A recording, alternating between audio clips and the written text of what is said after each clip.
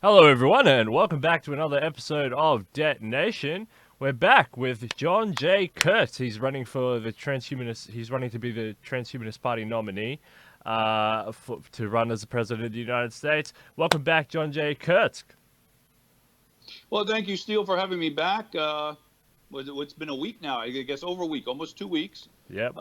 Some things have happened since last. I mean, last time I talked to you about, Dirk Pearson and Sandy Shaw, which got me started thinking about longevity and different things you could do to extend your life way back in the 70s. And actually, the funny thing is, this week I did order some more vitamins and concoctions from them, a matter of fact, and just got them yesterday.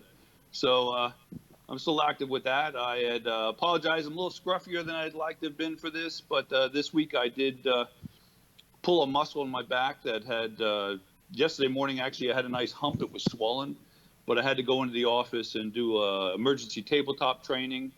So I went and did that anyhow, a lot better today. Me and you had talked, I guess, chatted through messaging about still doing some physical jobs. It's always good to do physical jobs. One of my part-time jobs, I do some work at a tool store and have to do some work in the warehouse there. So every so often you hurt something, but it's good to be up doing something. Yeah, It's yeah. good to be.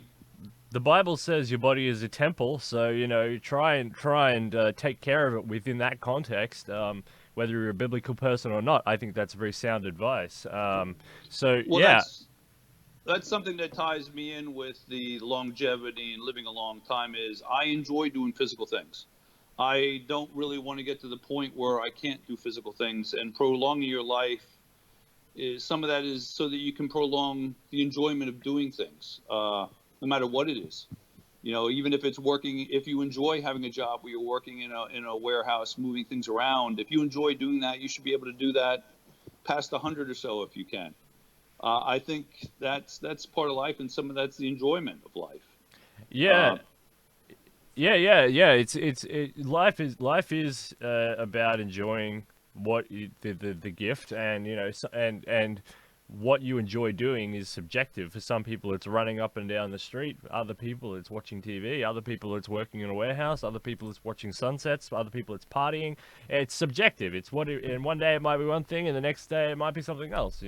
So yeah, so this is very true. But within the context of having a finite sort of existence with scarcity and all that other stuff. I mean, you have to you have to really think profoundly about who, what, when, where, why, and how. Is what I want to get into you about, because you've done some of that. You've done some yoga. You've done some Hinduism. You've done some all this sort of stuff, going deep inside yourself. I was actually thinking after I read your book, you're the Alan Watts of this show. You're the Alan Watts of this show. This is well, how thank I you. how I characterize you, because of your unique perspective on the spiritual side of mixing just mixing the enjoyment and of life and how you perceive life, but also the practical side. Which Alan Watts is too much of a philosopher. He's just on the he's just on the philosophy side. But you actually grab the other hand of life and take some risks, and the that explodes out in your space adventure and your travels and your hiking and all the other things that you've done. So we'll get into that really soon. But yeah, you're the Alan Watts of Detonation. Well, thank you. Hopefully, I'll stay that for a while. Then that'd be great. Yeah, I guess since we talked, I sent you my autobiography and also my kids' book, which basically go over the same story.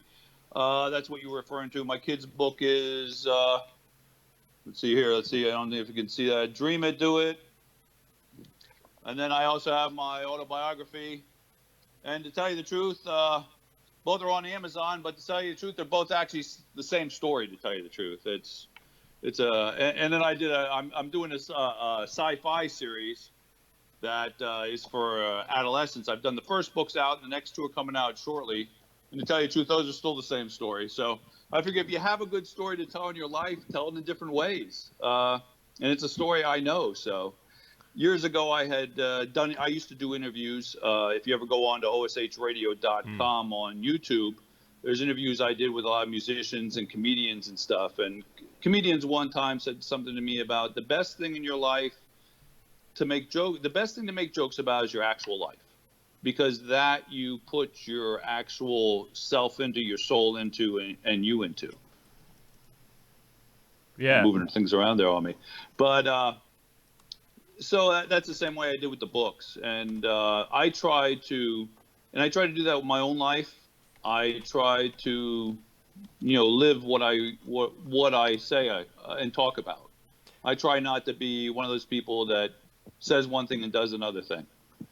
Yeah, yeah, living like actionable, having an actionable life, having a life that's not just about talking. There's a lot of people who talk. I mean, talking's pretty easy. You just sort of say stuff, but actually, actually doing it is fairly intense. And we did mention your MIG experience, and I mean, you mentioned in your book that when you got back to the office, everybody said, "Oh, why can't I do this?" or "I wish I could do this," or "It wouldn't it be so cool?" or something. But it's a lot different to actually doing the action of actually flying over there and participating in such an adventure. So, yeah, talking is easy. Doing is hard, and I think that separates the it's doing is hard. Doing is hard because it takes planning and effort and spiritual consideration and a bit of dreaming, which is the central theme to your Dream it, do experience. it. Yeah, this dreaming is absolutely central to what I found. Everything you've tried to achieve, and it's driven you and what you've been trying to do. And the other thing is, you can't have people tell you can't do certain things, and that comes back to everything. That comes back to this election. That comes back to transhumanistic party, and everything. That if people don't dream it first, it can't happen. And you can't have people tell you you can't do it. It'll never happen. Because if people listen to that, we'd probably still be in caves rubbing sticks together. Or we might not even be rubbing sticks together, because somebody would probably say, no, you can't make fire by rubbing sticks together. That's silly. So it takes people being, I guess I heard a good statement. What time was it? Was it the meek shall inherit the earth and the bold shall inherit the stars? Yeah. So you can't pay attention to that. That's something about what the message of Dream It, Do It's about too, is you dream things, and you can't have people telling you can't do it, or listen to those people.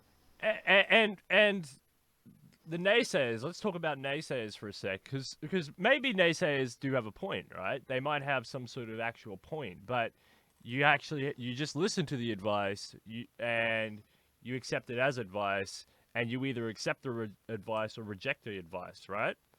Naysayers don't always mean badly, right? Well, I think naysayers can affect you different ways.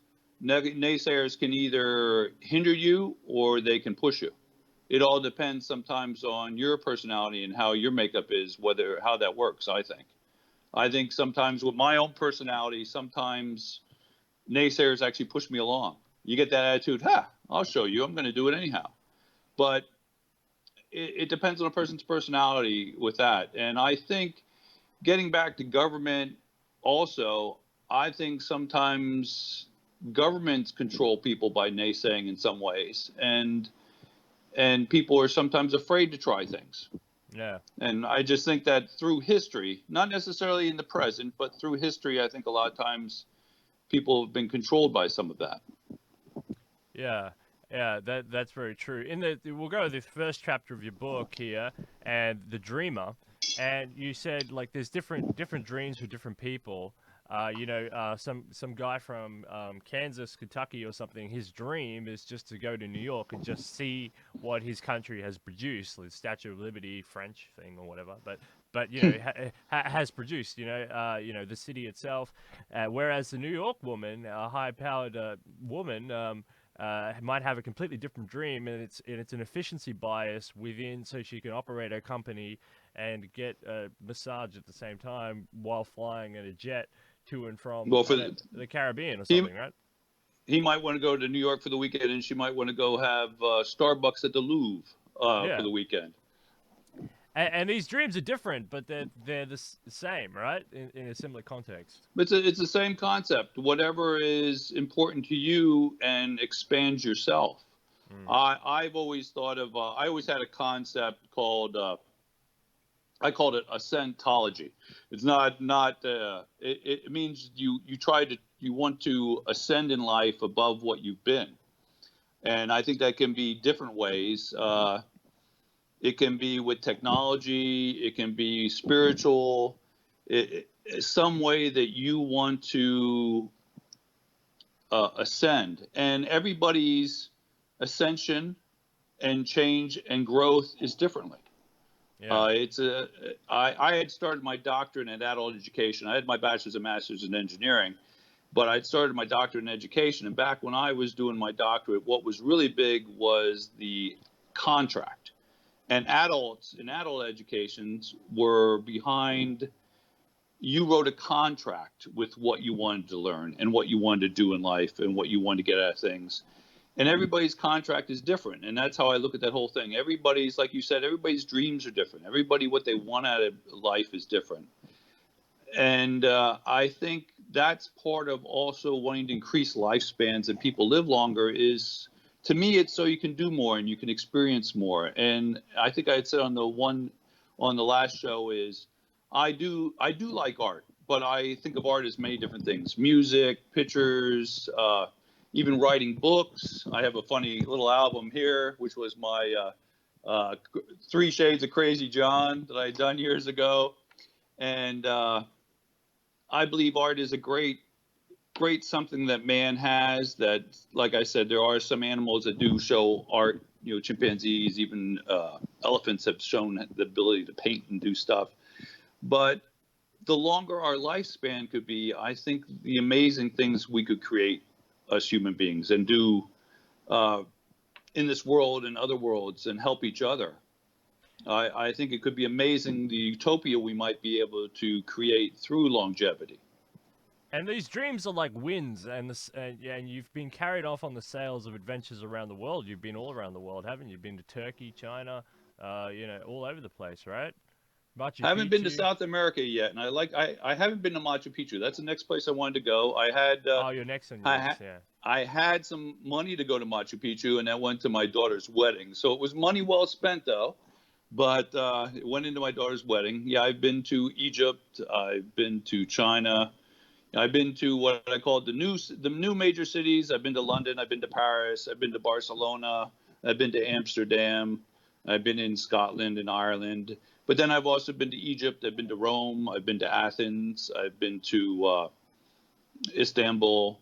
So I've been to the older cities and the newer cities. I myself find people basically mostly the same everywhere you go. People are people. I mean, I've talked to a lot of people that say, "Oh, how different places are," but to me, I think people are basically people. There's not a real big difference, as much as people think. I think there's more similarities no matter where you go than differences. I don't know how you feel. Well, it was interesting reading your book because you mentioned that travel really broadens the mind and broadens your cultural perception, and there are differences, obvious differences, but um, well, not especially. That's a bad word, but in your own life, when you go back to a certain geography with a certain context of people in your own town or city, you get caught up in doing the daily things in order to survive, and that cements in your mind a way of the world, how the world operates, and your cultural context, and and that uh, going outside of that cultural context, it's very easy to think that that cultural context is the superior context only because you become acclimated to it, used to it. It's normalized. It's part of who you are. You think of what those people are doing and how they do it and how they operate and the language they speak and the clothes they wear as an extension of because we're primitive beings and we claim things. So we say, "Hey, that guy there, he's part of me," and he does that every day. That's the postman or whatever. And traveling undoes all this. It it says on different levels. It says that we are somewhat the same. There's some sort of humanity. We're all humans stringed together, But at the same time, you know, um, there's certain geographical, cultural, linguistic concepts that bubble up and formulate a difference, which is why we go to these places. It's not just for the natural beauty to experience the different ideas, and it's mainly comes through ideas, right? It's mainly ideas that are different, right? Yeah, I think I'm just saying at the core, I think people are mostly the same. At the core, we're all people, and I think sometimes people miss that. I think the cultural differences are very enjoyable. That's what you enjoy about the trip and stuff is the different things. But if you were born in the same area, my thing is I could see that person being me because at the core they're not that different. I'll tell you as far as traveling, first time, the United States is a big country, and we have that famous Route 66, and I first did Route 66 back in 1981, and I like to say I did it when I was 2 years old, of course. But back then, the guy that did the song actually was from Philly, and he sang it about a song about, I think, going from Philly all the way out across Route 66, meeting up Route 66 and going across it. I left from Allentown, which is a little bit north of Philly. But back then in 81, this country was a lot culturally different in different places than it is today. About 2 or 3 years ago, I did part of Route 66 again, and I was surprised at how much more homogeneous even this country has become. And I hate to admit it was 30 some years difference. Of course, I was 2 at the time, so that was okay. But it surprised me at how more homogeneous our own country has become in that time. And I think a lot of that is such as this social media. I'm talking to you in Australia, and back then that was horrible. I'll be honest, my sister had been in the Army back in the early mid 70s, and she was in Texas and I was in Pennsylvania. And just a phone call from Texas to Pennsylvania was horrible back then. And it's just amazing to me how more and more homogeneous things have become. Of course, I'm sure there's a lot of countries that dislike America because they say we're the ones that push our ideals on other people. But the world is becoming more homogeneous, I think. Yeah, But yeah. I don't know if that's a good thing or a bad thing. It's good. It's good in the long run because I hope, getting back to worldviews and politic views, that I hope people realize that we are a planet that needs to work together. And, we have to look at it as a global economy and help each country and not have as much individualness is good, but I think we need to learn to work together more. Yeah, And I think go on, I'm sorry. No, well, this really fits really well with the transhumanist sort of ideology and the fact that the transhumanist thought is that humans are basically good, that human nature is basically good, that people, on the whole, aren't psychopathic. Them, and that runs really well with your thesis. So that's good. You're also a really competitive person. You like jiu-jitsu and kung fu and Well, actually, I started that when I was 7, not to be competitive, but because I had long hair in the 60s. Of course, then I was -10, and I would get beat up a lot. And I was tall for my age, so therefore the older kids would actually pick fights with me. So I started taking martial arts back in 1967, and I originally started not being competitive. I got to dislike it after a while, but my parents had signed me up for the black belt program, which meant they were in a contract and I went whether I didn't want to go or not. So later in my life, I have very much realized that having to stick that out has become part of me, and it was good in the long run. But that's how I got involved in that, and that kind of always made me want to enjoy individual sports. Like in high school, I wrestled. I ran cross country in junior high and in college, and which probably led to some of the reasons of why I have some fake parts in my legs from wearing them out doing things. But yeah, that's kind of why I got into that and got competitive in that. Is originally for self-defense, but yet I enjoyed the one-on-one competition. So Yeah, that's really good, and it's discipline is not a bad thing. I mean, discipline is an excellent thing. It's character building, and it's good in that way. And yeah, discipline is a very interesting thing, to be honest. But yeah, so you're well disciplined from early age because of an external force which was coming upon you, and you decided to do something about it rather than hide in the corner, which is brave, to say the least. Your academic career, your engineering career, what happened there? Because I remember you worked at a waste treatment plant first after you graduated. Well, actually, still, I worked in there when I was still in college. I originally was going to be a doctor, to tell you the truth, and somewhere along the lines, I realized I got my first degree in chemistry because I was going to feed that into pre-med, and I realized I didn't want to have to worry about people dying on my watch. I was really kind of scared of that. Maybe I should have pushed that, but I kind of floundered a little bit after that, and I got a degree in computer science and data processing because back then it was computer science and data processing. And back when we were doing card punching and riding our dinosaurs, and but and I thought to myself, my father was an engineer, but he was an electrical engineer, and with my chemistry background, I wanted to go into chemical engineering, to be honest with you. But at the time, it was right after that one fuel shortage scare in the late 70s when we had to do odd, even days over here with gas and stuff. And chemical engineering was a packed field. Back then, they were trying to develop syn fuels, and that meant synthetic fuels. They were trying to develop gasoline even out of coal tar, and making artificial gasoline. So getting into chemical engineering was very hard. I went into environmental engineering, which was part of just civil engineering and constructional engineering.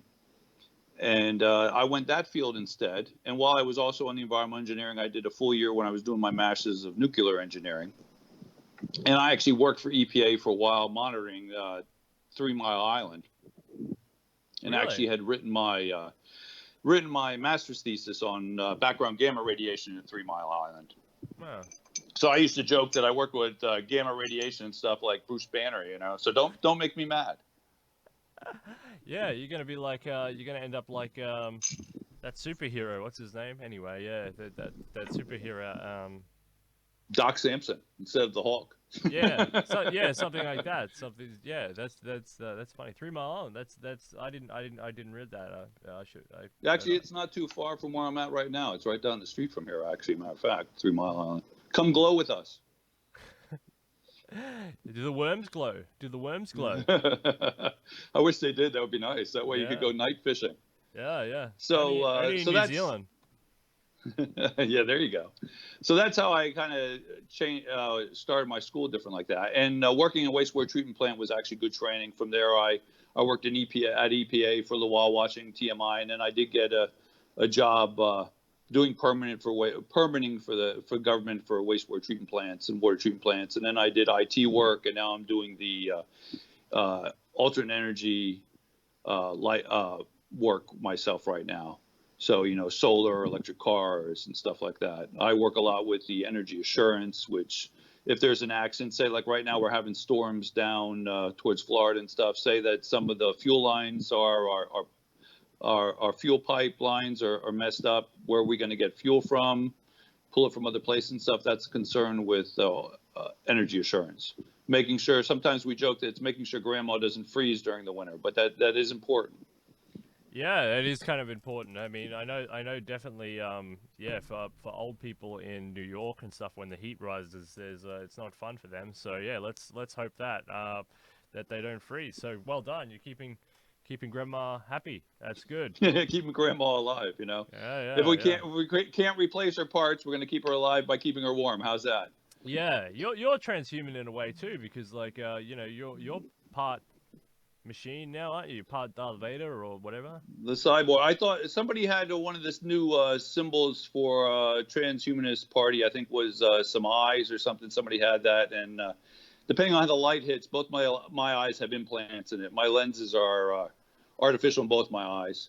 I've had 5 eye operations, 3 retinas, 2 cataract surgeries, and was blind in each eye. So It's interesting vision. It's not quite the same as normal vision. One eye sees distance, one sees for reading. You get used to it. The downside is I get very much more motion sick while out on a boat. Oh, really? We went. I was out. One of my adventures was to go shark cage diving, and it's one of those things I wanted to do. Don't ask me why. But the ocean was very bad the day we did it, and he really didn't want to go out. But we all kind of said, "Hey, let's do it." And me and two of the other people we were helping chum the ocean with our own bodily secretions, and off the side of the boat. And to be honest, being in the cage with the sharks hitting it was so much better to me than being on the boat, because I wasn't rocking. I was nice, and I spent a lot of time in that cage that day with the sharks hitting it. But I didn't realize that, since I don't really have natural depth perception, I have a habit of getting seasick more. So that's one of the downsides. But it is also great. I see without glasses, and I haven't done that since junior high. So that's one of the pluses. Yeah, Yeah. that's interesting. So you actually slightly got enhanced. I mean, you're not on a boat very much, so so that must be all right. So so you've slightly enhanced your eyesight a little bit, maybe. Right. I don't have focus ability, so I've noticed, like, if cars go by, getting a license plate number isn't like it's used to be, because my eyes don't focus on the number. So it isn't like something can zoom by and you can say, "Oh, that was this, this, and this." It actually takes you a little time sometimes to think about what you saw, Okay. because you kind of have to think about your data. And like my doctors say, your eyes don't actually see, your brain sees. Yeah. Your eyes just collect the data. But the Right. problem is they don't focus on the data. So my mind kind of like looks at it and says, "Hey, now what exactly was that?" So sometimes Yeah. it's a little bit of a slower process for things that are fast moving. But that's the biggest difference. I noticed difference with my metal parts in my legs. Going out in the motorcycle during the wintertime isn't as much fun with titanium parts that don't have blood flowing through them to heat them up. So Yeah. they got to make those. They got to make those parts with special heating and cooling things added to them. I didn't really think about that actually. Yeah, it makes sense. Yeah, it might get a bit cold. Um, yeah, eyes are really important to me because I do a lot of reading and stuff, and so I freak out if if my eye starts to go, what the amount of information that I'll start to lose, on that side. So yes, eyes are very important, and hopefully, we can get more research into eye improvement It techniques. it is actually amazing what they do. They do now. I didn't have this done, but a friend of mine had it done. They have lenses that they will put in that they actually do attach to the muscles inside your eye, that then the muscles will still pull on them and they will still focus. So that is interesting, newer technology they have today. Basically, they're putting a fake part in that emulates your original lens and can be hooked into your existing muscles. And then Wow. and they like to do that quickly. With him, they did it like within 3 days. They did the second eye so that his eyes were both still used to focusing and working together, because he had one eye, then the other one done right after it. And he was pretty happy with it. Wow. Then again, Interesting. you still have the trouble with that, though, if you have that degenerative muscle disease in your eyes, though, then that'll still affect your focusing in the long run. But it prolongs it. I guess, Mm. like with anything, when you're talking about longevity and technology, is a lot of people say, if you can, I hear the age, like if you can get someone extended to 120, by that time they're going to have new technology that can extend their life even longer. So the better you can extend it now, hopefully there's more they can do in the future. Yeah, that's a really good point for young people. So we hear a lot on this show about longevity escape velocity, which is what you're talking about. But yeah, start your longevity escape velocity when you're young, because you've already got a head start in that way. So don't don't stop. Just just do it when you're young, and keep going, and and donate to these causes and buy the correct corporate products, and buy the right shares and that help these guys out, and all this sort of stuff. If you do all this, and we do this more and more collectively, small group to start with, and And then as we go out, we can speed up this process, and actually get some stuff done, which is what I hope anyone who's watching this show is trying to do. So, that's really important. So we mentioned art before. So you like art, obviously. You like art. Have you got anything else to add to your art? Because that was a chapter in the book. I think almost anything in life is creation, creating things. I've had, buddy, I love to build my own computers even, and to me that's a form of art. Some people don't think that's art, but it is art. You're creating, you're doing this, you're doing that. I went through a phase where I created computers that were colored and had lights and had sounds and stuff just to be extra cool. I have to admit, my one motorcycle has some light blue lights on it right now too. But all that is an extension of yourself. My daughter went to she went to Votech originally and got a auto body degree in Votech, and now she's gone all over the world doing cosmetics and beauty. She went to beauty school, and she doesn't do hair. She does actually makeup and beauty. And people go, well, that's a far step from doing auto body. And it's like, no, it really isn't. Auto body was creating a car and making it look beautiful, and now she's making faces and people look beautiful. It's an extension of it's art, it's beauty, it's extension of you. It spreads into music. There was a time when I used to be combining things. To be honest with you, I once did a class, and I was big on doing classes in art biology, and that's where you sketch and you paint parts of the body. And I very much enjoyed that. I one time had a painting in an art contest that it was a solar system, but in the solar system, all the parts of the solar system were actually parts of the human body. Like the asteroid going around the planet was a pancreas. The part of the planet you actually saw was the cerebrum of the brain. The sun was actually a nerve nucleus with the dendrites and stuff going out of it being like the sun rays. And the little stars weren't actually little stars. They were little bones if you looked at them closely in the background. So it looked like a solar system when you first looked at it, but everything in the solar system was a part of the human body. So that was it. Didn't win. It got an honorable mention, but it didn't win. But I won't mention what won. Something won that was a picture of I will mention what it was. It was a picture of a cello in multiple shades of purple. But I think the universe with multiple parts of the body was a little bit out there for some people, but it's an expression of art. Yeah, absolutely. And music. I've done all kinds of music DJ, from country. I've done DJing. I've been in bands that play classic rock. I have to admit the band that I played in that got paid the best was probably my country western band, because people love country westerns. It's easy listening.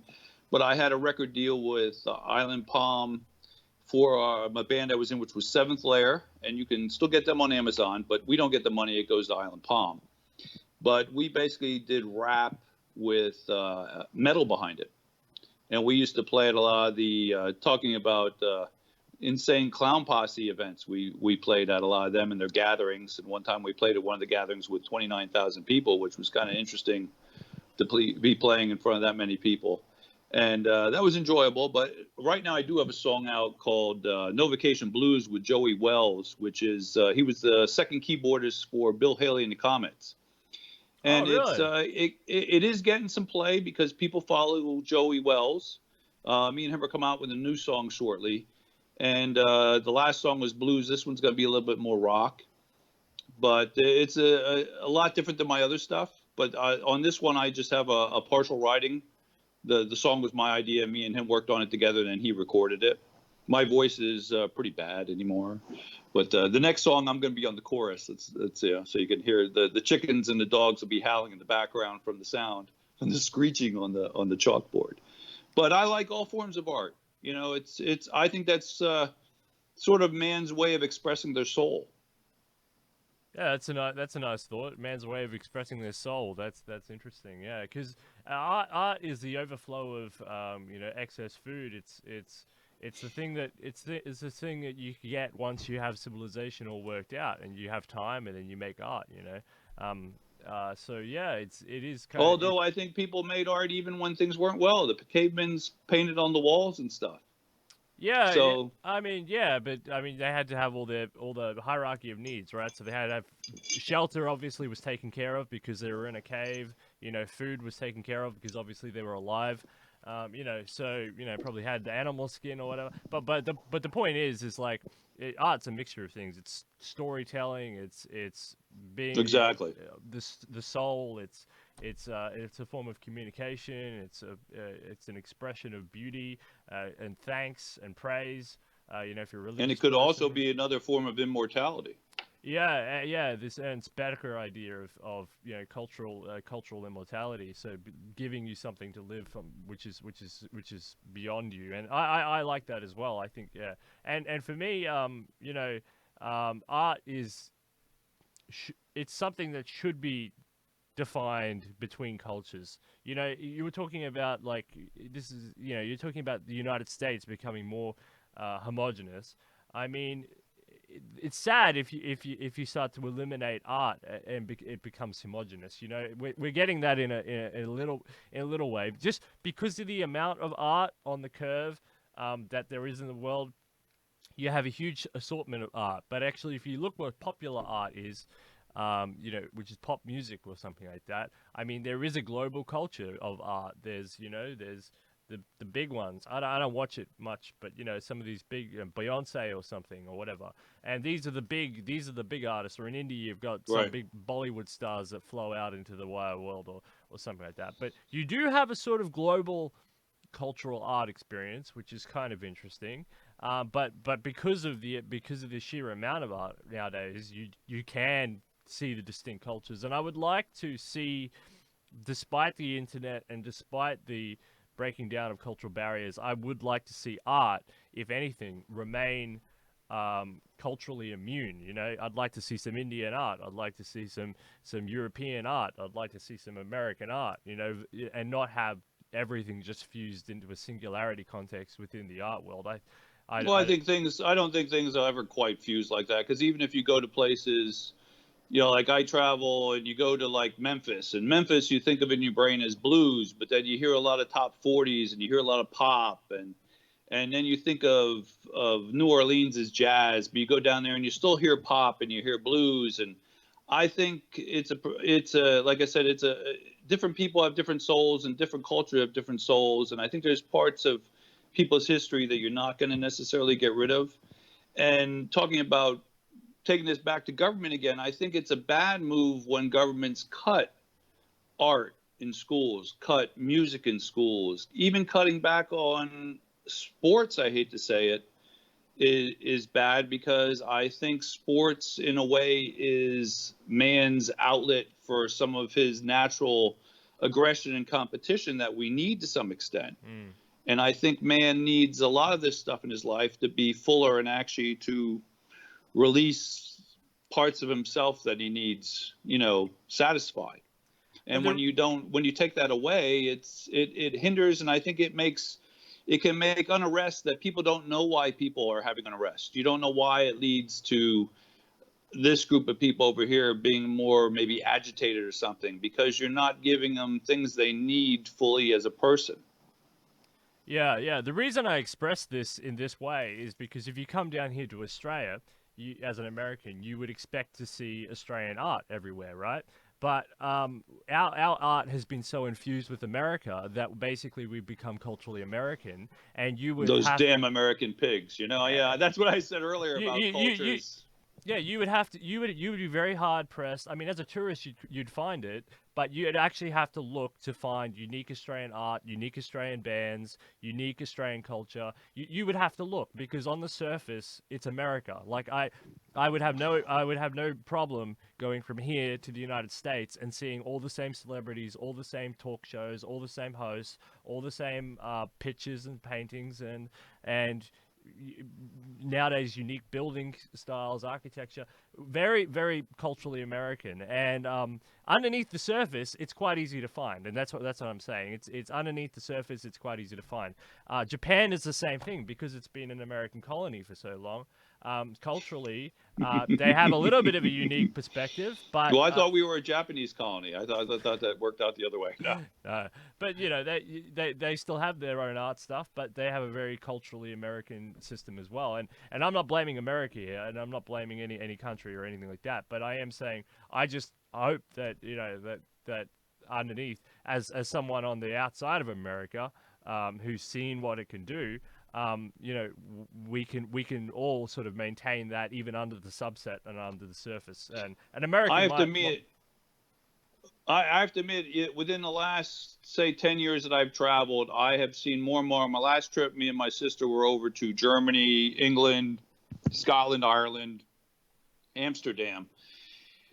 And I was surprised that even within the last 5 years, how much more I saw advertisements for American TV shows and American movies. And I think some of that has to do with the streaming services and how Yeah.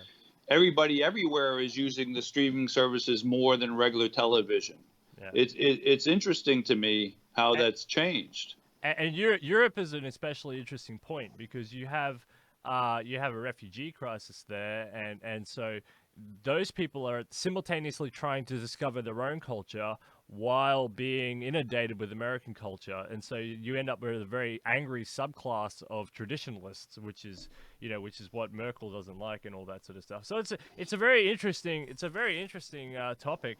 But let's go on to a crescendoing point of your life because you know. You've had some medical problems and issues and you fought through Which are my those. own fault, to be honest with you. I mean, Overtraining, right? overtraining or just doing crazy things and doing lots of crazy things. I've been asked, well, if you knew then what would happen now, would you do it? And I thought about that. I thought, well, maybe I would have done it more if I would have known that I would have blown out. I had to have my hip replaced, had to have my eyes worked on from doing contact sports. I mean, maybe I would have held back less if I knew I was going to have things replaced anyhow. I'm not sure, but I think you do certain things in life and you enjoy doing them, and that's part of what makes you you. Sitting around and being scared of things isn't the way to be. I mean, in the old days, there were football players I remember they interviewed, and that was back in the days when they didn't wear as much body protection. And they interviewed a bunch of the football players that couldn't walk well and they were hurt and stuff. And they said, well, would you go back and do it? And they all said, sure, they'd go back and do it because that's what they loved.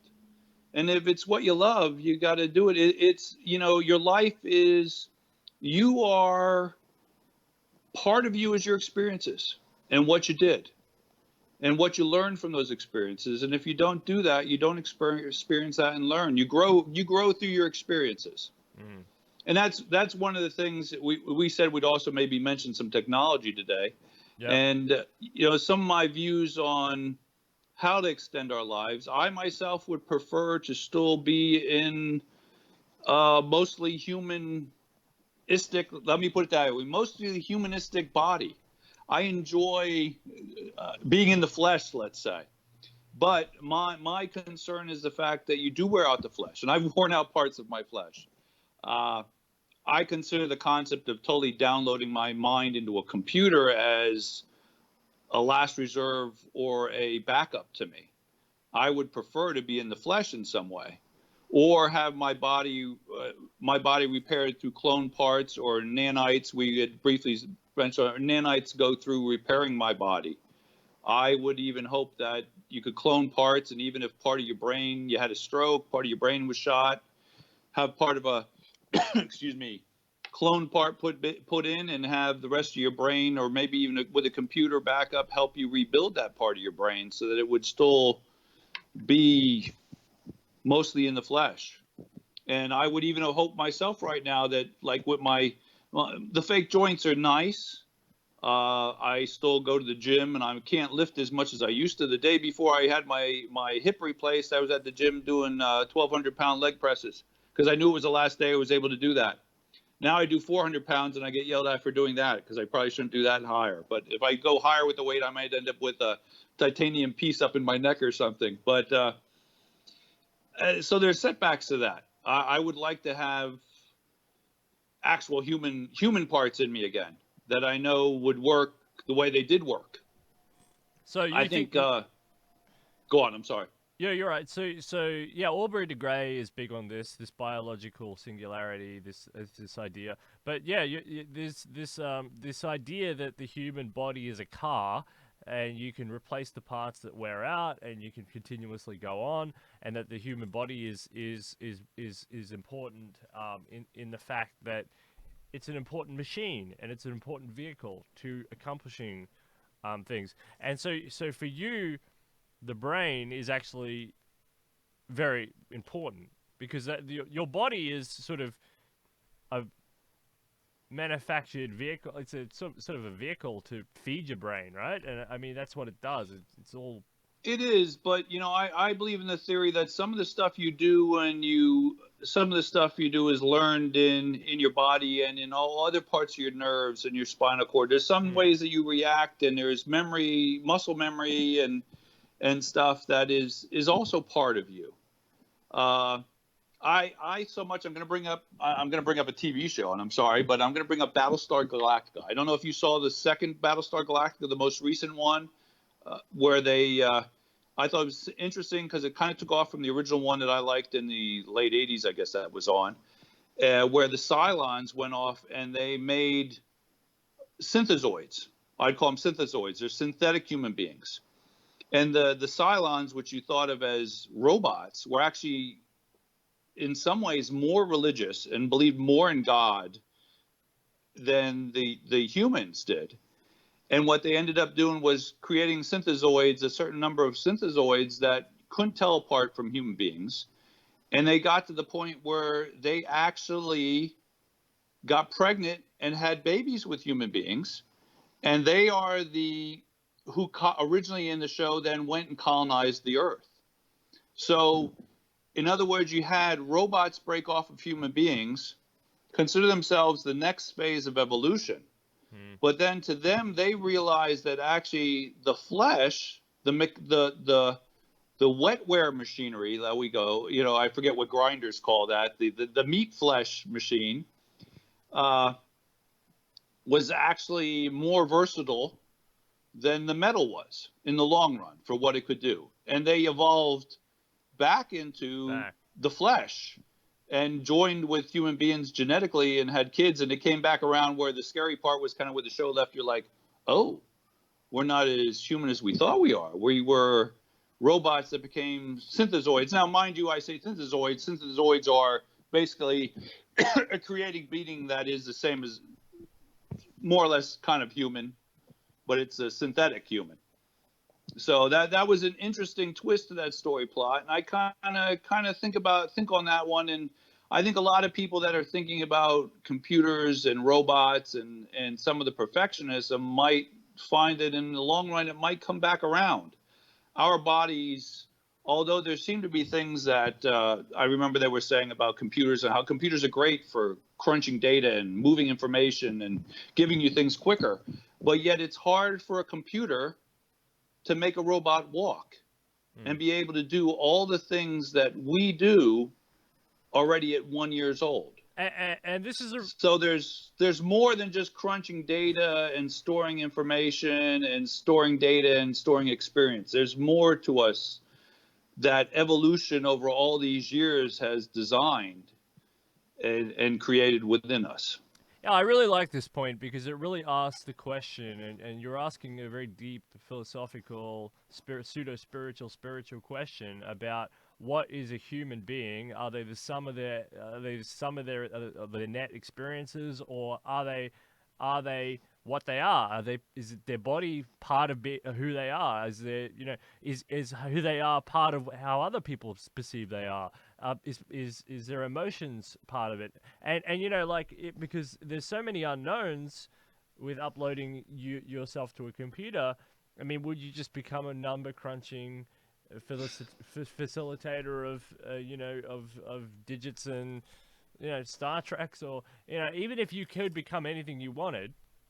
I mean, if you go into this world and you become anything you wanted, I mean, even if you've done that before and that's why you are what you are now, I mean, is that really what you are? And that's a really deep philosophical question. You know, some people, even life extensionists, want to extend their lives so they can live on the edge of life because they like living on the edge of life because they're addicted to living on the edge of life.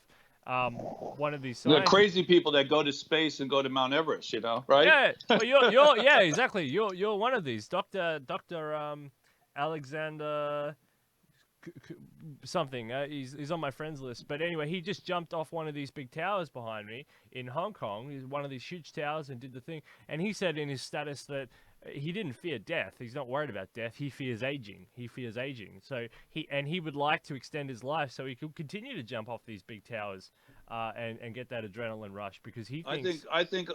I fear being mutilated, and living mutilated is what I fear.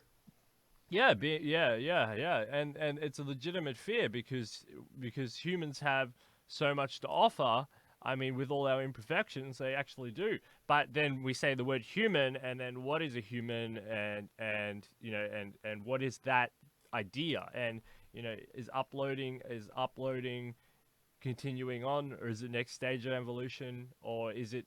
You know, it's a very interesting. And Dr. Aubrey Gray, you should talk to him about this. Although, in the same breath, I'd love not to have to look things up on my phone. I'd love to be able to just like automatically connect to the computer through my head and like say, in my mind, say, hey, Google, look this up for me, or just get the information fed directly to me when I want it. I would love to be able to access that. That would be fantastic. But that would be, to me, that would be extending myself, not necessarily making me less human, Well, but yeah, adding to me. yeah, that's what we've been doing our whole entire Right. existence. We've been putting clothes on, and we've been building tools, and we've built the wheel, and we built chariots, and we've trained horses, and we've used dogs to protect our property, and you know, we've done agriculture, and I mean, we've done a lot of stuff. And you know, in the modern world, we've built electricity and computers, and so you know, I'm not scared of any of that. It's all part of the natural. I mean, if you are scared of that, that's okay because that's part of being human as well. Because like the Amazonian people are humans, and they chose to be pacifists. They've chose to put their heads in the sand on technology, but that's what humans obviously do. Otherwise, they wouldn't do that. Otherwise, we'd all be in a state of going into the next phase, or we'd all be Amazonians. Humans have different ideas, and it doesn't mean that John Kurtz might not wake up tomorrow and say, hey, screw this, I'm going to live with the Amish. I mean, maybe John Kurtz does that, but the other humans here, the other candidates here, they're going to march forward. So there's the divergence there. Humans are unique animals that can think conceptually and consciously about their decisions, and you know, and they split off into their tribes and do what they feel is best. And some of them, but on the whole, on the mass, if you look around the world, and you've been around the world, you know how this is. They slowly change and adopt new ways of thinking and new traditions, and they evolve. And you even got something like the Catholic Church, which is 1,000,000 years old, and it still changes and evolves in a glacial pace, but it does it. I mean, it does it. The Catholic Church has a lot more interest in science than you think they do. I've learned that through one of the classes I took on astrology, not astrology, but astronomy, and how they actually have astronomers and whole science divisions that look into things. And the Catholic Church is a lot more progressive than you think they are, actually. It's interesting to me, you know. Yeah. I wouldn't disagree. I mean, they're one of the most well-funded organizations on the planet. So you know, I'm not. Yeah, I'm not.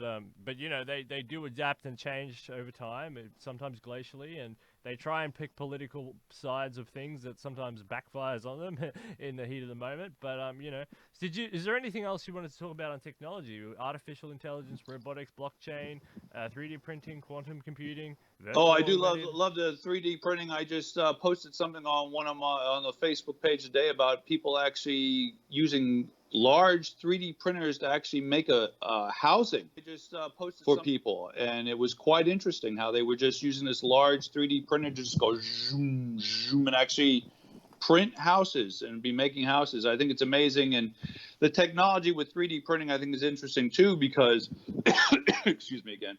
Uh, what I have read about that is eventually they're looking towards everybody having a 3D printer. And like when you go to Walmart.com or you go to Amazon.com, what you actually buy is the design and the program to make something, Mm. not actually the item.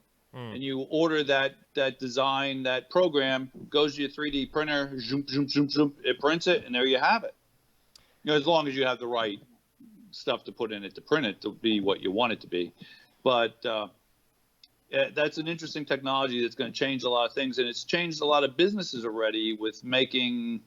I've talked to and read about a bunch of different toy stores and toy places that make things, and you can do that when you order things yourself you want to make. Like there might be things you want made for this campaign, even that someplace could make for you real quick, and they don't order it in China anymore. They just have a place that 3D prints it Yeah. on demand for you, and they make a bunch of it. But it's also interesting how they're trying to 3D print meat, also make hearts and different organs. Mm. I believe they had made that one heart. I don't know if they quite had the rhythmic of the heartbeat right and stuff, but they actually did make it, and that's interesting. Also, the idea of them printing meat for you, and the whole technology of also going off on the side there of growing meat instead of having the cows. And over here in the United States, I know there's Burger Kings over there in Australia, aren't there?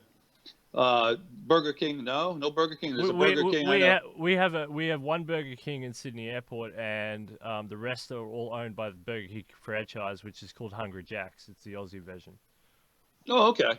But Burger King now they just started their Impossible Whopper, which is the vegetable fake meat, and the idea that is to help with the methane and everything that's produced from how we overstock pack the animals in, and I always say grow the animals, but because you kind of are growing the animals in a small spot, but hoping to save the environment with that. And some of the ideas of making meat and making food with 3D printers is interesting in itself too, and can save. I mean, when we go to Mars and we can print food, it's interesting to say print food, but the only thing I'm concerned with making food like that is I'm afraid of the loss of maybe some micronutrients that you're not sure that you're supposed to get.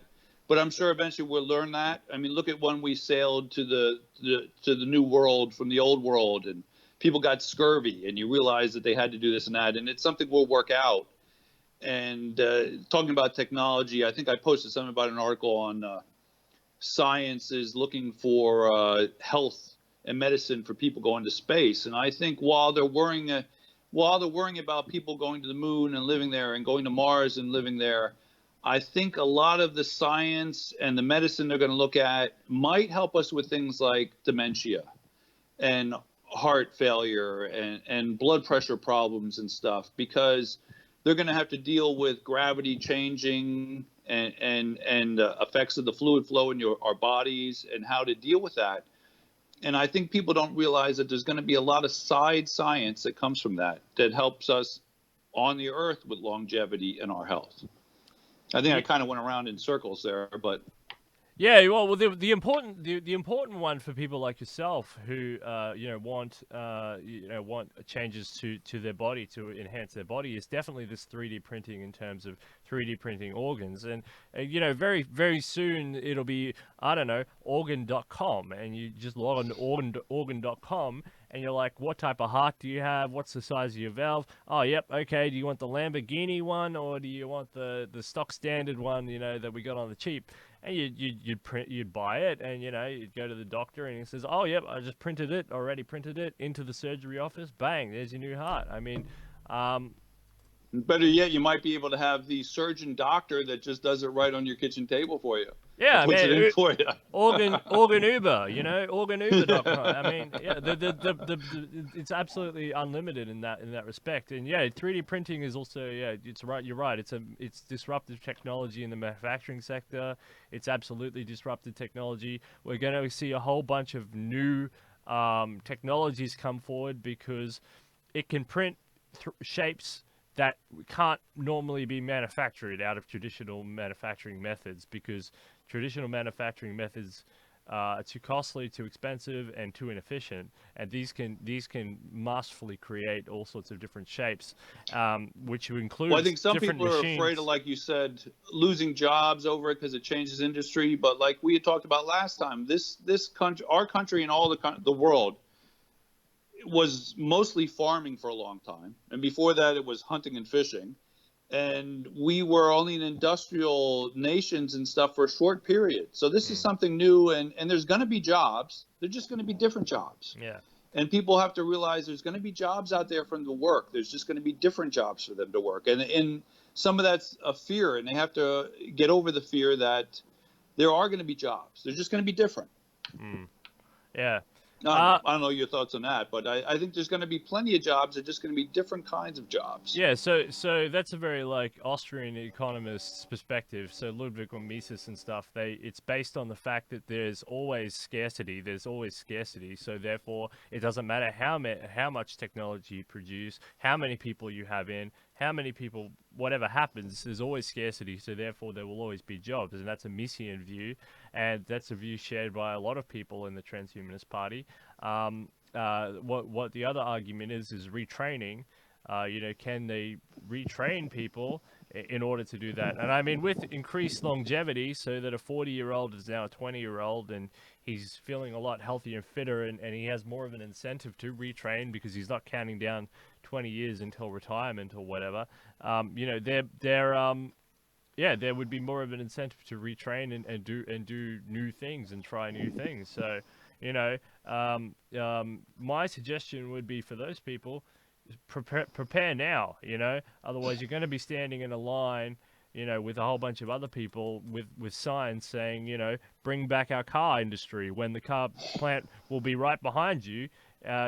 Like Japan has sorted this problem out. Japan has has deflation going on with their population. They have a decreasing amount of people, and they have quite a rich economy. But the way that they've buffered against their manufacturing is they've taken the manufacturing to the people. So in America, there you have a bunch of Yamaha plants and I don't know, Toyota and a whole bunch of plants over there.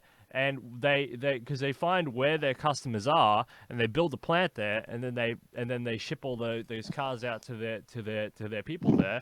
I expect to see for heavy manufacturing and others things that I expect to see that model enhanced, it happen more.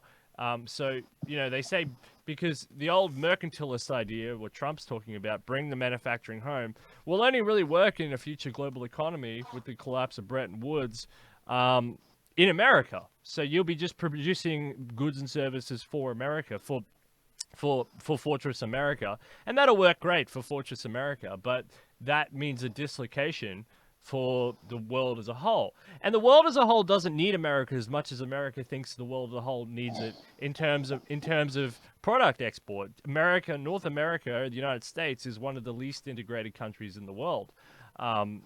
It's phenomenal how but it's got a very highly diversified economy. It's got a lot of money. It's got a lot of stuff, but it's not as integrated into the global economy as it thinks. Financially, absolutely, it's fundamental.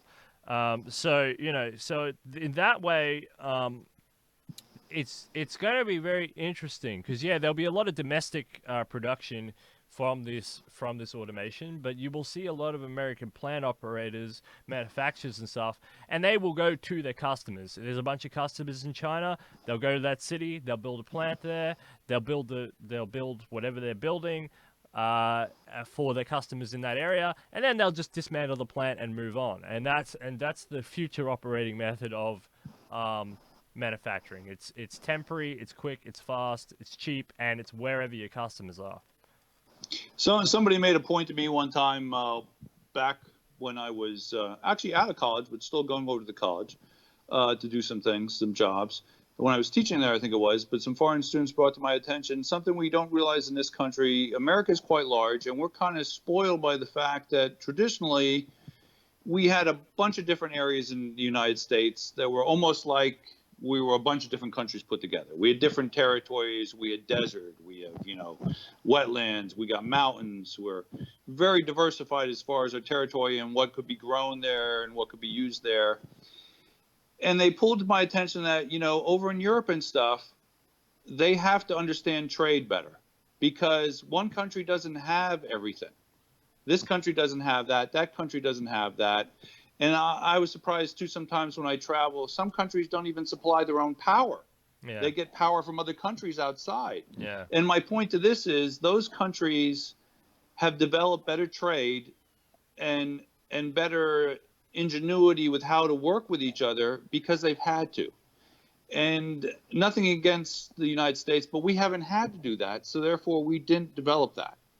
And so when you come to a time when things are changing, it's something new to us to say, hey, we might need to work with this person to get this. And it's something we're not used to because for years we went without having to do that. So that's kind of different to this country than smaller countries that have to go across their borders for this and go across their borders for that. We didn't have to do that. So we've kind of gotten lazy a little bit in that factor because we didn't have to do that. So it is something kind of new to us, America is unique in the fact that its geography is incredibly strong. It's got this huge Pacific flank. It's got the Atlantic flank, so you haven't got really a threat of enemies coming across the border. Militarily, your carriers, your 12 carriers or 11 carrier groups or battle groups or whatever, the rest of the world will catch up to that by 2150 or 2125. I mean, it's a long way ahead in terms of that. And don't forget we're allowed to carry guns over here, so that always scares other people that come into this country because you don't know who's going to have a gun and who's not going to have a gun. So and the China, you mentioned that, and the Chinese have actually done an official warning tourists about going to America because of quote unquote frequent mass shootings, which is just another one of these things in the trade wars or whatever. But so America's got that. Mexico and Canada are obviously your two closest neighbors. Mexico is a peso job. It's just there to you just want to foment as many problems down there to keep the peso low, which means manufacturing is low, and that's great. And then you could use it as a giant money laundering state. Canada actually, its biggest problem is Russia because Canada's always been in the front line of the Cold War. Because remember, the Earth is a sphere. And right. the missiles were always going to come over Canada, so Canada's in fact, always. That's how I went to Russia, over Canada and over Alaska. Yeah. That's how I flew over to Russia. Canada's always thought of itself as one of the primary victims of the Cold War, and so that's kind of interesting. But America doesn't have a foreign policy issue. You're talking about NAFTA. You're talking about Canada and Mexico. These two aren't very tough players. Mexico would be a third world Saharan desert junkyard if it wasn't right next door to the United States. And because it is right next door to the United States, it actually has a special status in the world. And that's the only reason it's anything at all. My car was actually made in Mexico, I have to admit, talking about where Japan makes their parts and stuff. I have a Kia, which I'm very happy with. I've had a couple Kias, but it's not made in Korea. It's made in Mexico. Yeah. So yeah. That's what the CIA cartel job is fomenting as many problems in Mexico as it can, because then the peso falls. So if the peso falls, then manufacturing is cheaper, and that's why all your goods, even Japanese goods, Kia or South Korean or whatever it is coming up from Mexico, right? That's why Donald Trump make America great again stuff in Mexico. Yeah, exactly. That is kind of funny. What I think is funny, I hate to say this, is that you go to Native American events here in the United States, and when you look at where the stuff's made, it's either made in Mexico or in China. Yeah, and it's supposed to be Native American stuff, and that's always kind of funny. It's like, okay, it's made in China, but it's yeah. So that's a modern economy for you. Yeah, the What else? spaceman. The spaceman. You wanted to talk about that next? Oh well, this. I was just going through the chapters of the book, so No problem. the spaceman was the zenith, right? It was the zenith of your career, of your experience. Because what I actually found when I read this is, yes, you kind of enjoyed the experience, but you were also thinking about getting sick and stuff. But you enjoy the memories almost more than you enjoy this experience, right? Tell us about this. And what was the experience? We went over a little bit, but what was the experience? What was the I red tell you that. levers? Yeah, don't pull the red lever because it makes the seat fly up. So that was a joke they joked me about when I came back too. Don't pull the red lever, and but no, it was one of those things where at first I was first had to postpone the trip because one of the engines was bad and they had to replace one of the engines. Now, of course, you want that to be fixed if you're going up to space. But that cost me some extra money there. And to be honest with you, when I did go up, I was recuperating from some bronchitis, which I didn't bring to their attention, but I got through it because I wanted to. With a lot of things, you want to get it done, and it's you don't want the fear to set in and stop you from doing it. Yeah. I tell you that when I was there, they did tell me that they've already had people that got strapped into the cockpit. And to tell you the truth, the cockpit you could be a little bit claustrophobic in the cockpit. Especially I'm 6'2", and right now I weigh 260, but then I think I was weighing around 240. And it wasn't the most comfortable fit being in there. And I could see wanting to say, oh, I'm not sure I want to do this. So to me, the push was to get through it so that I got it done. And I tell you that kind of was my main concern. And I do some work with Explore Mars Foundation. And I talked to people about that. And they said to me, well, how did you stay focused on it? And they asked that because they want to know how people stay focused on a trip if they're going up to Mars or something. I said, to me, I had in my mind that the trip only had a certain amount of time.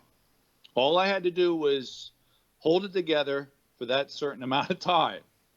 And once you get up there and you get doing it, I tell you, you can kind of lose yourself in it because it's kind of interesting.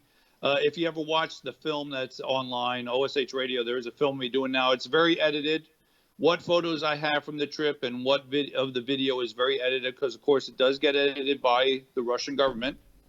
So there's only one little scene in the video where you can actually see the black of space because it's very edited down. But there's things where like you're upside down and my glove fell up and I just reached up and grabbed it. After a while, you're just kind of used to the fact that it's happening. And the 5.5 Gs that we were normally hitting, I did okay with that, which you consider that increases you like you're weighing 5.5 times your weight. But when we came into land, I think he did it on purpose. He said we weren't landing right, and he kind of gunned it and we shot it around. And we went on up to like 7.8. And when those G's came off of me, I puked into the mouthpiece that was on me. And it was just all phlegm, though. But they had warned me about the eating light and stuff for breakfast. So I did. And the experience was great. I did get to help fly the MiG-29. Which was interesting. He kept telling me to pull the nose up because I kept going down low. But we did loops and we did spins and we flew upside down. And under his control, we did called the hammer, where you go straight up and they just like cut the engines for a second. You just fall down. You go straight up and it just whoom right down. And that was all pretty interesting. They told me that they have people that go over there that just go for that, just to fly the MiG-29, not to go to the edge of space. The edge of space is a little bit more expensive because it costs extra fuel to get to that height. Yeah. But the overall experience was good. But when you're in the middle of it, you kind of want to get through it. You don't want to get sick. You don't want to black out at all either, because that's why they have you in a pressure suit. The pressure suit squeezes you to keep the blood in your head. And, I'm not a trained astronaut or a trained pilot. So to me, in my mind, it was getting through that and then being able to enjoy it more after the fact. It's like, I did it. It's done. And I'll even admit that about going to the base camp about Mount Everest. Yeah, let's talk I about that. mean, I did that 2 years later after my hip surgery. Actually, I hiked the base camp Mount Everest six months after my hip replacement. And that was kind of one of those things where I want to kind of prove to myself that even though I wasn't as human as I had been, I could still do things. You know, that's kind of, you kind of get that thought in your head.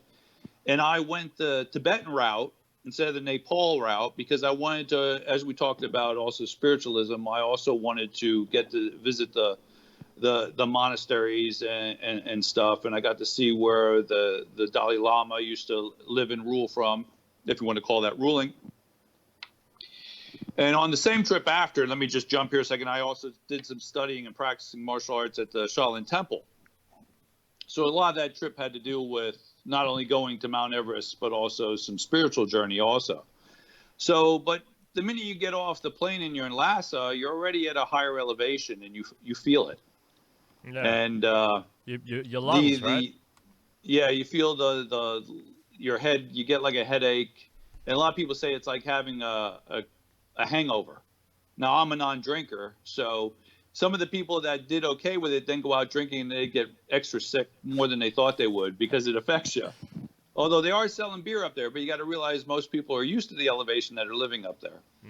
So the elevation is the kicker there. The base camp, I think, gets to 17,000 feet, and it gets a little hairy the night before. Now, the Tibetan side, they actually have like big 4-wheel drive buses that will take you all but to the base camp if you want. Yeah. Although That's unusual because a lot of people go straight to base camp. They go up and down from base camp, get used to the elevation, and then head up this mountain. Right? You've done it. You've done the other way.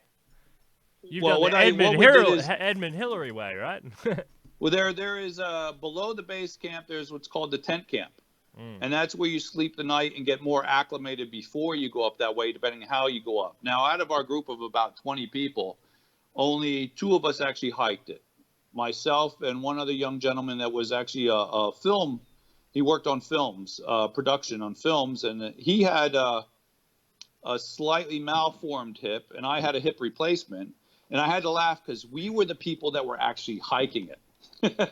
Actually, I did come back with some sprained muscles at my one rib and a little bit of pneumonia on the one side because we hiked it and we decided to take our own little shortcut. We thought was a great idea, you know, which he only weighed 140 and I weighed like 245, and the hill he could go up at 140 was more forgiving for him than it was for me. Let me just put it that way. I started sliding down the hill and breathing heavy. The hill he could, but it was quite enjoyable. But getting back, the tent camp the night before, you're already at a high elevation, between 15 and 16, I think it was, and you're in a tent. They're burning yak dung because they use yaks for everything. You know, food, building, shampoo, clothing. Yaks are the multi-purpose animal, and so you're in a tent with a bunch of people and they're burning yak dung. And then outside there's trucks that are burning diesel that they have to keep running because you realize it gets very cold at night because of the thin atmosphere. It'll go down into the negatives at night and go up to like 70 during the day, depending, because there's a thinner atmosphere. And so then you have to deal with the yak dung burning, the diesel fuel burning, and also the fact that you're already low in oxygen. So you're already like, oh. And I talked to some people that had a hard time sleeping. The minute they'd fall asleep, they'd wake up and panic because of lack of not having oxygen. But there were some people also taking medicine. There's medicine you can take that helps you. And also a lot of people were using the air tanks. They have little air tanks that you just put on your face and you push it and it gives you oxygen. So, but then me and the other gentleman, we were the 2 that hiked. There were a few other people that hiked. And our joke is the fact that when you go back down and you go back into the city, you run into all these people that say, oh, yeah, we hiked it. And you're like, oh, when did you hike it? And they tell you, oh, yesterday afternoon. And we're like, well, we were hiking it yesterday afternoon and we didn't see you out there. So we ran into a bunch of people that said they hiked it. And we're like, I'm not sure about that. We were out there hiking it and we didn't see you. So, But it was a great experience. I'm not sure how much I'd want to do it again, though. I don't really, I didn't really enjoy the high altitude. Now, since then, of course, I have been in Colorado and been at the Continental Divide, which goes up to 14.4, and I was out there snowmobiling and did get quite a headache from that. I learned that ibuprofen is a good thing. I probably should have taken that more when I was in the Himalayas too, but it did greatly help. So I've been to other elevations again since, but not 17. I haven't been to 17,000 feet. So I'm not sure if I want to do it again. I love the experience. I love being able to see the sky from up there, and the view is beautiful, and the night sky of the stars and everything is beautiful, and it's nice to have experienced it. Yeah, that's fascinating. I mean, going up Mount Everest, did you actually end up going right to the top? No, just the base camp. Just base camp, right? Yeah, okay. I think the top is like 29,000 feet or something. Yeah, it's nuts. It's madness. It's like another 12,000 feet. I'm not sure. And you're right, though, that the climbing technique is the fact that they will climb higher than they're going to sleep, and then they come back lower a little bit. So they kind of get semi-acclimated for a slightly higher, and they go up and down. They kind of zigzag up and down to get used to it, to be able to breathe. But I know what it was like at 17. I'm not sure about the 29.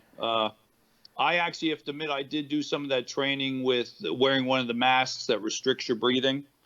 And I did some cardio training on the elliptical because I can't really do steppers and stuff with the hip. But on the elliptical, I did a lot of training with the mask on to restrict my breathing to get me used to having restricted breathing before I went.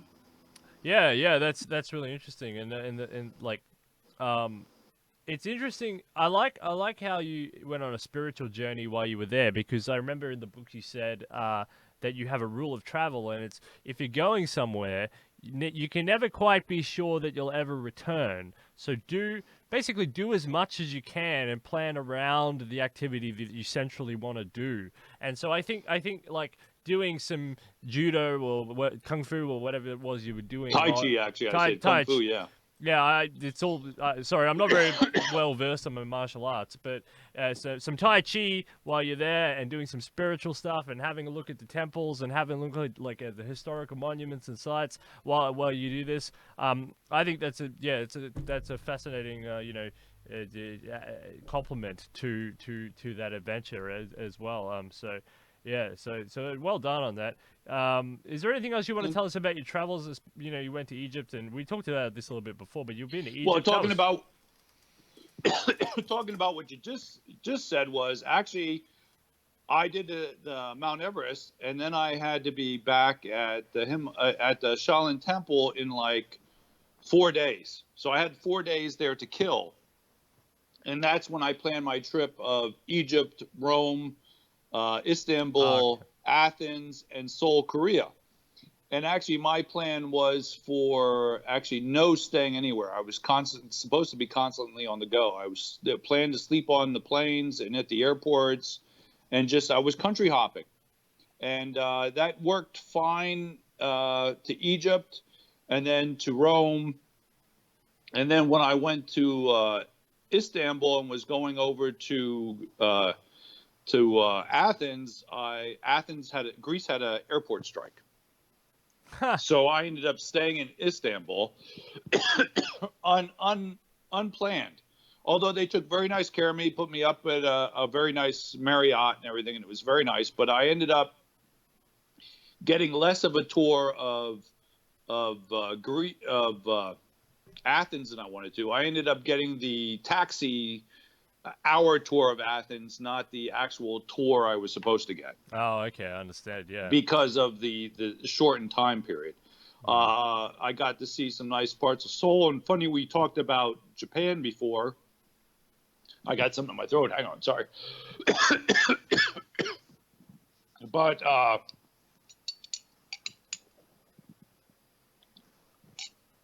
originally wanted to go to Tokyo. But the price to go to Tokyo was so much larger than the price to go to Seoul. Okay, yeah. That I went to Seoul instead. Actually, it was thousands of dollars difference, and I was surprised by that. It was going to cost me a couple thousand to go to Tokyo, and it cost me a couple hundred to go to Seoul. Yeah. So on this trip, it was Seoul I went to, which I very much enjoyed. The when I had been there at the palace, they were having. I guess it's common for them to dress up in the old outfits of the day and like role play. That was very interesting when I was there in Seoul. Yeah, Seoul's a great place. You know, capital of South Korea. Yeah, a lot of history there.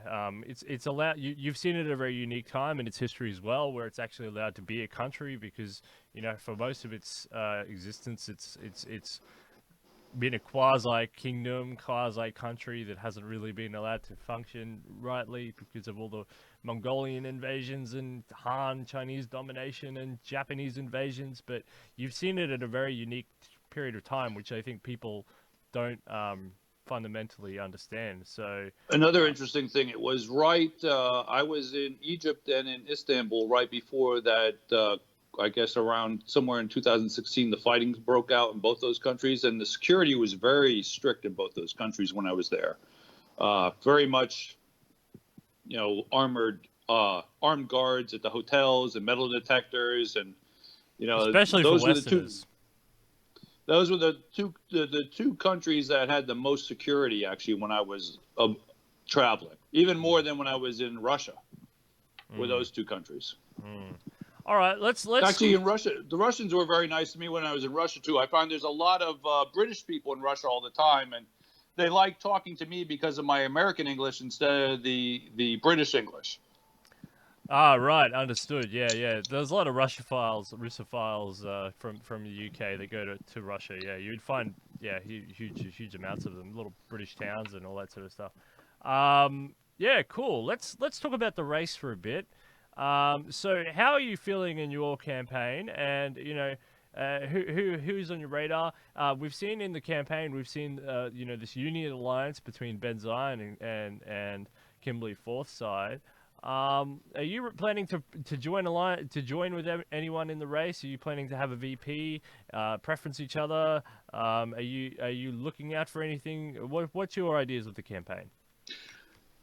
Well, I'm kind of like I don't really want to get into making an alliance at this time. I think we see how it works out. If I am become the main runner in the long run, I would probably then try and evaluate it based on who's more similar to my views and also who is more liked by the people also. So kind of be a double factor. I will look at that to be my vice president. Or vice versa, if I would end up being someone else's vice president. And these two, for example, Ben Zion and Kimberly Forsyth, have joined up alliance. But that would like, hypothetically, if you won, would you look at either of those two, or would you eliminate them from a possibility? No, I think anybody that's running right now could be a possibility. I look at the fact that there's a lot of I don't always think that you have to agree with someone on all things for them to be part of what you're doing. So someone I would pick for a vice president necessarily wouldn't have to be on board with me with everything, and I would hope they would not be. I would actually hope that they would add to myself or I would add to them and round each other out, than necessarily have to be of the exact same mold or thought process. I think that in just like your personal relationships, I think having differences brings more to the table than being homogeneous. So, are you on board with what's your view on Humanity Plus?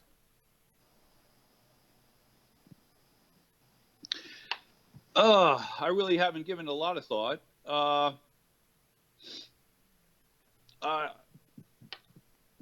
I'm not really sure. I haven't really given it a lot of thought. So undecided? Yes. Well, that's actually quite a good policy right now because you won't upset anybody if you say that. So no comment is actually probably the best type of comment. But you know the Haywires in that camp will probably try and convince you one thing, and the Ben Zion camp will probably try and convince you the other. But you're going to have both those factions down your throat trying to win you over. So prepare for that.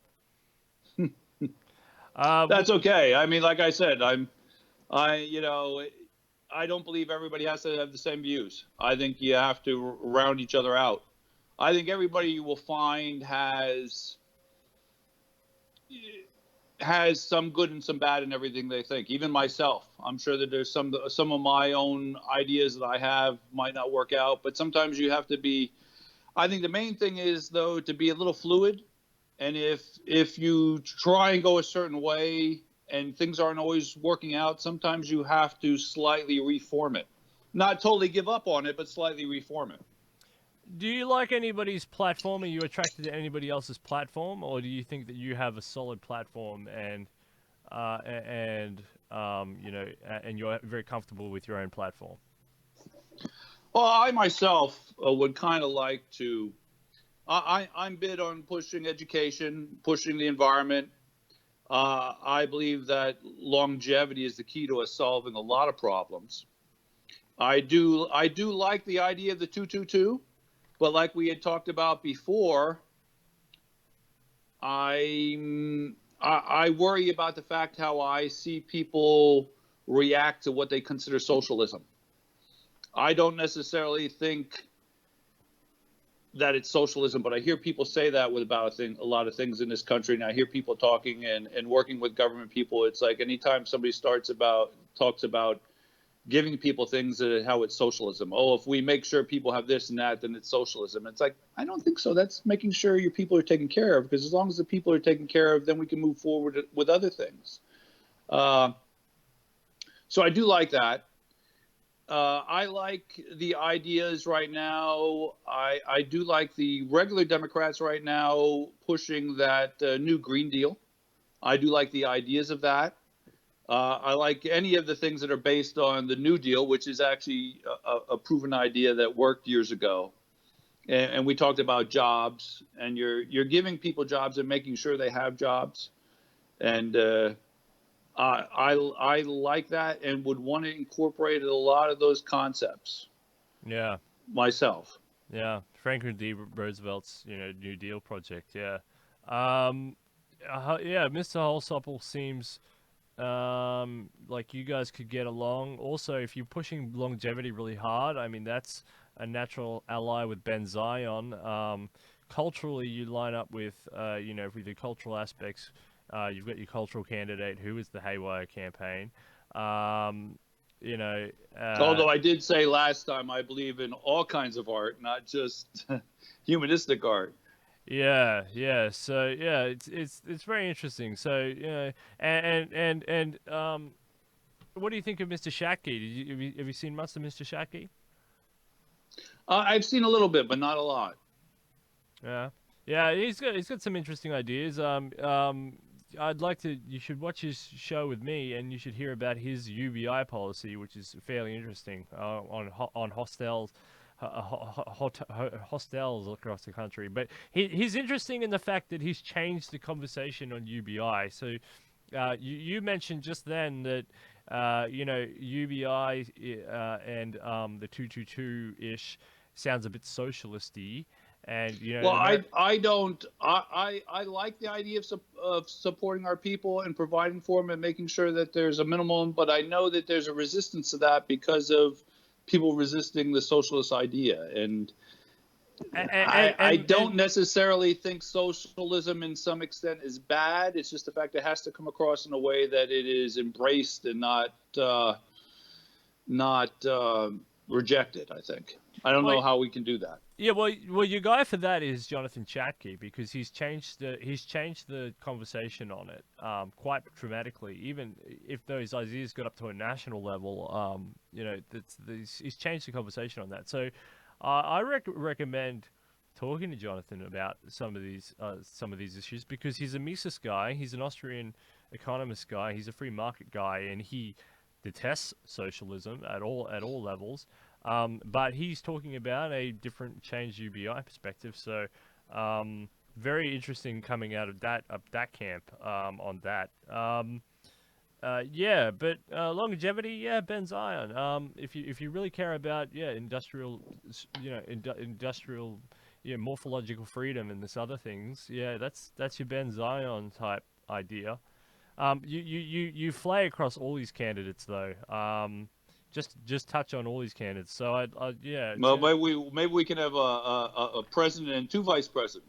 Yeah, we'll have to get you on a panel show with some of these people and have a talk about this to try and flesh out some of the policy ideas, because I'd like to see I've seen your platform, I've seen your policy.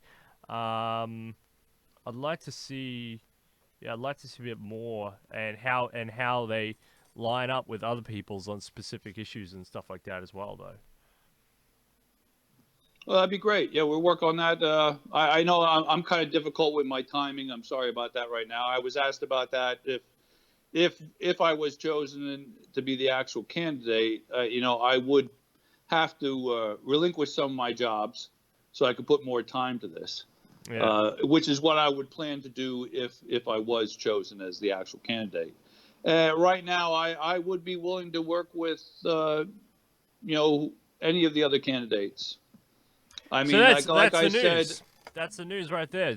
So you're open to seeing who's a strong runner, and you I might believe be in the the golden fact that teeth. differences can add to each other, not detract, but add. So if someone doesn't have the same views as me, or I don't have the same views as them, I don't consider that a bad thing. I consider that a good thing. All right. Any final comments before we wrap this up? No.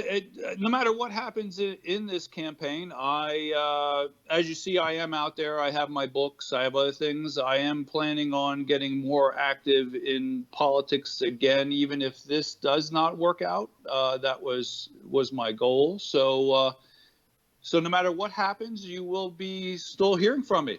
I will be around. And Right. hopefully I'll still be coming on here and talking to you. Maybe in 100 years we can be doing another show. Yeah, Maybe absolutely. it'll be 3D by that time.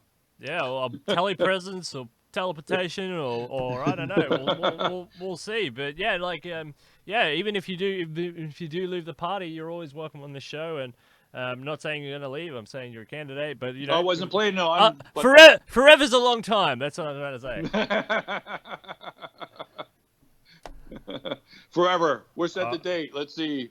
3,265 Thursday at 3:00. How's that sound? Sounds good to me. That's a date. All right, John J. Kurtz, thanks so much for coming on Det Nation.